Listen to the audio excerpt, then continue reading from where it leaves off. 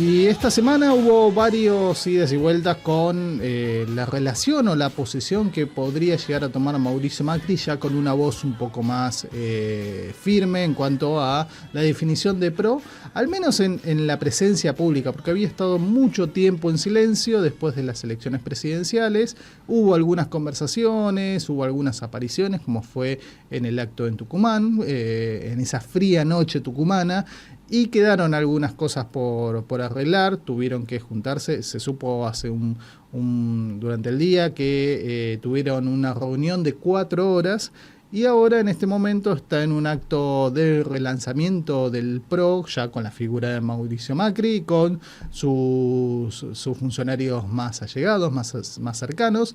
Y para eso vamos a estar hablando con Adrián Ventura para que nos cuente de qué se va a hablar en este relanzamiento del PRO y el relanzamiento de Mauricio Macri en su primera gran aparición en el año. ¿Cómo estás, Adrián? Hola, ¿cómo te va, Guillermo? ¿Bien? Bien, muy bien. Bueno, el trabajo de Macri este es el comienzo. Reconstruir el PRO significa darle identidad al partido que él creó hace más de 20 años, darle identidad, diferenciarlo del gobierno. Segundo punto, porque Macri dice, yo no soy parte del gobierno, acompaño al gobierno en algunos temas, pero no soy parte del gobierno. Y en tercer lugar, recuperar el electorado, es decir, reconstruirlo, darle identidad y recuperar ese electorado que se fue. El 80% del electorado de Milei viene del PRO. Sí, Milei sacó tantos votos porque él atrajo votos propios, pero el 80% del electorado del PRO terminó votando a Milei, y ese electorado del PRO que votó a Milei siente que Milei, por lo menos por ahora, los representa. Entonces el trabajo que tiene Macri por delante es difícil, porque ese cheque en blanco o esa carta que le dio Mauricio Macri a Javier Milei ya en las elecciones presidenciales, ya cuando quedaron Milei y Massa en el balotaje, ¿es algo que lamenta Mauricio Macri o es algo que en algún momento sabe que puede revertirlo, aun cuando tiene incluso también sus propias fricciones dentro del PRO? Él cree que puede revertirlo. Me parece que si Macri tiene alguna chance de revertirlo, no es en el próximo turno electoral. Porque si a Milei le va mal, la sociedad le va a facturar a Mauricio Macri que apoya a Milei. Y si a Milei le va bien, Milei termina absorbiendo al PRO. Con lo cual me parece que si a Milei le va mal, puede haber un gobierno que no sea del color político libertario liberal, y después entonces resurgir el PRO como alternativa. Creo que Mauricio Macri lo está imaginando así, porque hoy por hoy el PRO está muy identificado, o sea, no tanto como pretende Patricia Bullrich.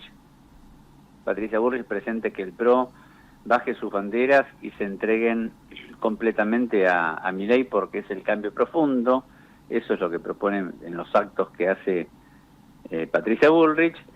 Y Macri tiene una tarea difícil, mantener, que quizás la comenzó tarde, porque en las coaliciones de gobierno en Europa, cuando hay coaliciones de gobierno, los partidos mantienen su identidad desde el primer día. Dicen, nosotros acompañamos, pero muestran diferencias. Y el PRO, en cambio, votó, por ejemplo, la ley bases ciegamente. Todos los proyectos de Milei hasta ahora los viene acompañando sin distinción.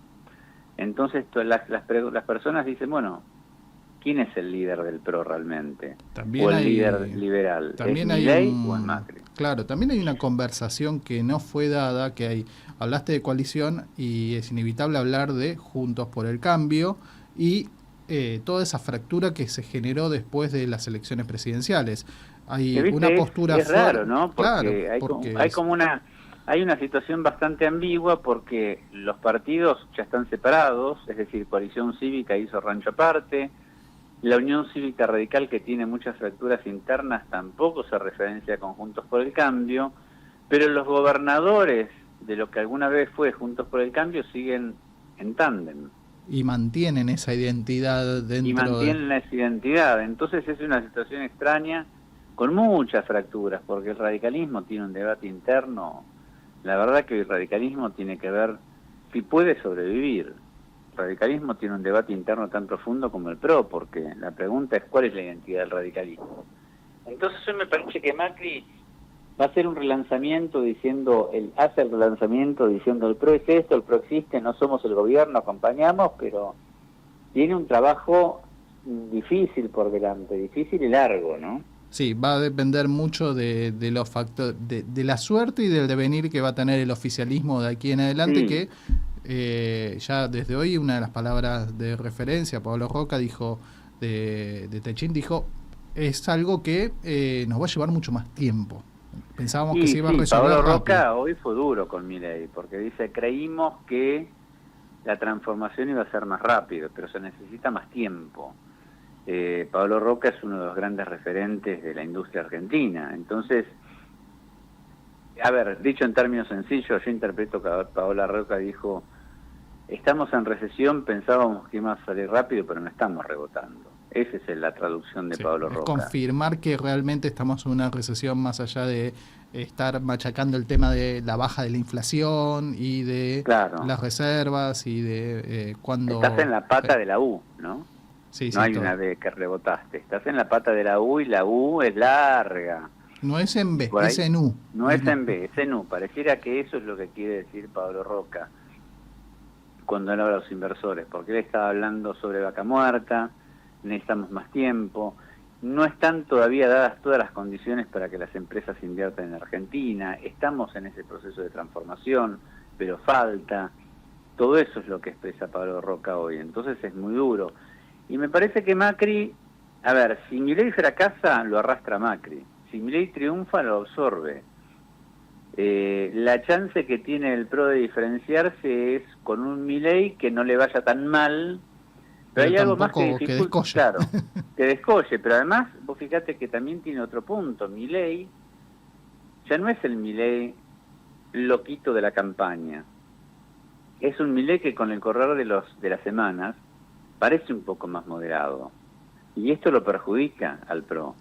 Porque si el PRO, hay un electorado del PRO que dice, bueno, yo quiero estas ideas liberales, libertarias, pero en un envase más moderado, más racional. Milei era el irracional, pero a la medida que Milei se va moderando, tiene escollos muy grandes, tiene dificultades muy grandes por delante Macri. Y me parece lo de hoy es empezar a diferenciarse pensando en las elecciones del año próximo. Y además Karina Milei les complica porque en los distritos donde el PRO puede ser fuerte, Karina Milei va y le pone un partido político. Sí, es un poco lo que, hablando sobre ese tema, sobre el armado político y la mirada respecto a 2025, fue un poco lo que se conversó en esa reunión de gobernadores con Guillermo Franco, que fue, bueno, los apoyamos y ahora ¿qué pasa? ¿Dónde está la contraprestación? Tal cual, exacto. Así que esa es la visión que yo tengo de lo que está haciendo Mauricio Macri hoy. Otro punto importante de la semana fue todo lo de Venezuela, porque ahí Milei reaccionó rápido, se colocó en una posición de dureza.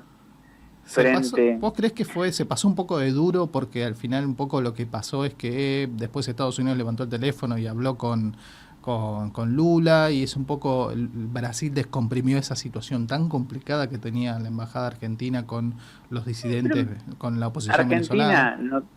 Milei no tenía nada para perder pasándose de duro con Maduro, porque por un lado él ya venía confrontando con este tipo de líder, con Petro, con el presidente de México, con Maduro, ya había tenido cruces. Sí. En segundo lugar, Maduro queda en evidencia porque es toda la comunidad internacional la que duda el resultado de las elecciones. Entonces Milei dicen, ven, es un dictador. Es cierto, Maduro es un dictador, hoy ya no hay un populismo en Venezuela. Se transformó, dejó de ser una democracia hace mucho porque él controla todos los resortes de poder. Sin disimulo ya. Sin disimulo, claro, no hay actas, no hay nada. Y las Fuerzas Armadas, dice, estamos atrás de Maduro y sostenemos a Maduro, con lo cual es un gobierno militar con una cabeza civil. Entonces Milei también aprovechó eso. Y en tercer lugar, Milei corre al kirchnerismo por izquierda. Porque por un lado te dice, mira, yo lo criticaba a Maduro, a Petro y al presidente de México, y mira, son lo mismo y ahí están. Sí, de hecho, hoy... Y en segundo lugar, los descoloca, porque si el peronismo hubiera reaccionado rápidamente, pero el peronismo se cayó. Sí, fue Y muy entonces, desordenado, porque de hecho muy- incluso Máximo Kirchner tuvo que salir a desmentir un comunicado del gobierno venezolano diciendo no los estamos no sé por qué terminamos en esa lista de apoyo, pero después no hubo ningún repudio claro. Incluso Andrés Larroque, que estaba en Venezuela, dijo había sido como muy vehemente con su defensa y después también trató de matizar un poco sus palabras. por eso, entonces Milei, si se pasa de duro, digamos, no tiene nada para perder, porque incluso lo decoloca al kirchnerismo, diciendo, miren, el kirchnerismo es esto, ellos apoyan a Maduro. Entonces, es la diferenciación que hizo. Argentina no tenía nada para perder.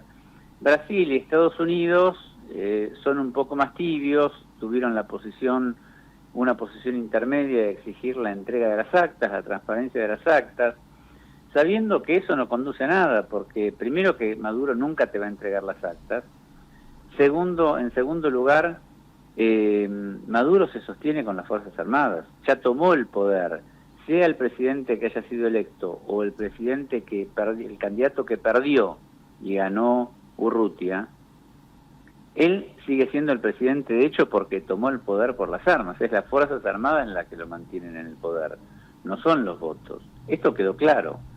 Antes de ayer, cuando aparece hablando el fiscal, primero el jefe de las Fuerzas Armadas y después el fiscal. Entonces, de hecho, ya fue un golpe militar, no como dice Maduro de la oposición contra el gobierno, sino de los militares contra un régimen civil, convirtieron a Venezuela en un régimen militar. Me parece que eso hay que tenerlo claro. Milei no tenía nada para perder, la pregunta es que es una encerrona, porque ¿cómo sacás a Maduro del poder? No lo puedes sacar con una invasión extranjera. Y entonces, ¿cómo lo sacás? Maduro Sí. no está dispuesto a irse del poder. Estamos en una situación parecida a la de Ortega, a la de Fidel Castro, gobiernos que se eternizan en el gobierno. Y si querés el tercer punto, si te parece, hablamos de aumento. Sí, es uno de los temas que con cada cambio de mes es inevitable y hay varios aumentos. En servicios, además, se está terminando el tema del registro del RASE, que es el registro de los subsidios, que Sí. hasta el viernes tenemos tiempo, aquellos que no lo hayan realizado, y después el tema también de los servicios de los combustibles, los servicios públicos. Es un tema. Es un tema, entonces hay varios aumentos, algunos de temas no regulados, precios no regulados, como la medicina prepaga que dejó de ser regulado, es un precio libre. Si vos te fijás todos los listados, los aumentos que puso cada medicina prepaga, te da más o menos un 5,5% de aumento promedio, con algunas diferencias más o menos. El gas no aumentó tanto, aumentó 4%, hacía muchos meses que el gas no aumentaba, y este aumento es para pagar las distribuidoras de gas, a Naturgy, a Camusia, a Energas, es decir, para entregar, a Metrogas para pagar las distribuidoras. Hacía mucho que no aumentaba, lo que ocurre es que a la gente le va a doler el pago de esa factura, no por el monto del aumento, que es 4%, sino porque el invierno fue muy frío. Entonces se consumió mucho más en comparación al año pasado. La factura va a venir muy picante aplicando el aumento. Ahí tenés un tema. La luz 4%, los combustibles 3%, los taxis un montón, 50%, pero vos podés dejar de tomar taxi. Si me voy en bicicleta, camino, no tomo un taxi, se lo podés esquivar. Y ahora se viene otro aumento que no estaba anunciado, pero que lo acaba de anunciar hoy el gobierno hace una hora, que es el aumento del colectivo. Claro, sí, que ese fue justamente uno de los reclamos que se venían hablando sobre Sí. los gobernadores, que decían, puede haber un subsidio dentro de AMBA, pero en el resto del país, ¿qué pasa? Bueno, no va a haber subsidio dentro de AMBA tampoco, dijo Mojeta, el secretario de Transporte, no va a haber subsidio, vamos a aumentar el boleto, vamos a ser razonables, dijo, vamos a ver a cuánto lo llevan, pero ese aumento pega mucho. Ese aumento del colectivo pega mucho. Es muy sensible, es muy sensible. Es muy sensible porque la gente cuando viene a trabajar no toma un colectivo de ida y uno de vuelta. A veces toma 2 o 3. Entonces ese aumento pega mucho en el bolsillo y puede tener impacto en cadena, porque eso te dice, bueno, no me alcanza para el colectivo, te pide aumento salarial, es decir, eso puede generar algún reclamo. El aumento de gas es la acumulación. Pero vienen y colegios, 7% y 5%, 5% en capital, 7% en provincia.